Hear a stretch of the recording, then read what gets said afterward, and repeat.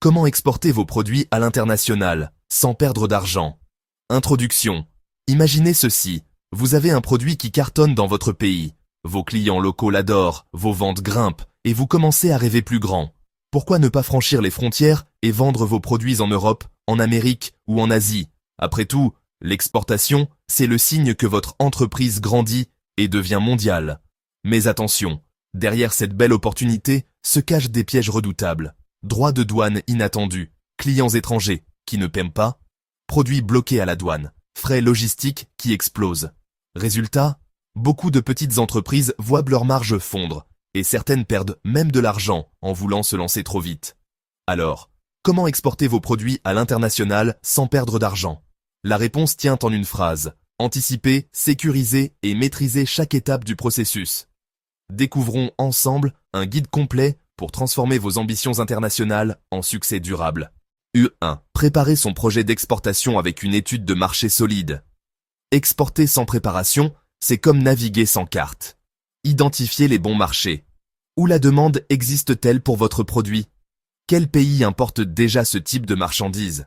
Analysez la concurrence. À quel prix vendent-ils? Quels avantages ont-ils sur vous? Marque, proximité, coût. Adaptez votre offre. Un produit apprécié localement peut nécessiter une modification à l'international. Goût, format, couleur, emballage, normes légales. Exemple, une PME marocaine qui vend des dattes doit prévoir un packaging en anglais, en arabe et en français si elle exporte vers l'Europe et le Moyen-Orient. 2. Le choix de l'incoterme, la clé pour éviter les mauvaises surprises. Les incoterms définissent qui paie quoi et qui assume les risques. C'est un des points les plus critiques de tout contrat international. EXW, Ex-Works. L'acheteur gère tout, vous ne faites que livrer à votre entrepôt. FOB, Free on Board. Vous livrez au port d'embarquement, le client prend le relais. CIF, Cost, Assurance, Freight. Vous payez transport plus assurance jusqu'au port du client. DDP, Delivered Duty Paid. Vous assumez tout jusqu'à la livraison finale, y compris taxes et droits de douane. Erreur fréquente. Accepter un DDP sans connaître les lois douanières du pays importateur. Résultat, frais imprévus, retard et perte d'argent. 3. Sécuriser le paiement international. Ne jamais livrer sans garantie, le plus grand risque à l'international. Livrer et ne jamais être payé. Lettre de crédit. LC. La banque de l'acheteur s'engage à payer dès que vos documents sont conformes. Remise documentaire. Les documents sont remis à l'acheteur contre paiement, mais moins sécurisés. Paiement anticipé. Idéal pour vous, mais rarement accepté par de nouveaux clients. Assurance crédit. Export. Protège contre les impayés ou retard de paiement. Conseil. Ne livrez jamais un nouveau client étranger sans garantie bancaire ou paiement partiel anticipé. 4. Comprendre et contourner les barrières commerciales et douanières. L'exportation implique de franchir des frontières physiques mais aussi réglementaires. Barrières tarifaires, droits de douane, TVA, taxes locales.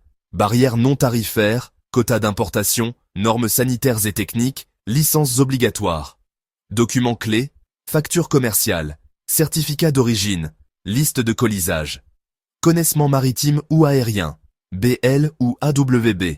Déclaration en douane, chaque oubli ou erreur de document, et blocage à la douane, plus frais supplémentaires. 5. Choisir et négocier le bon mode de transport.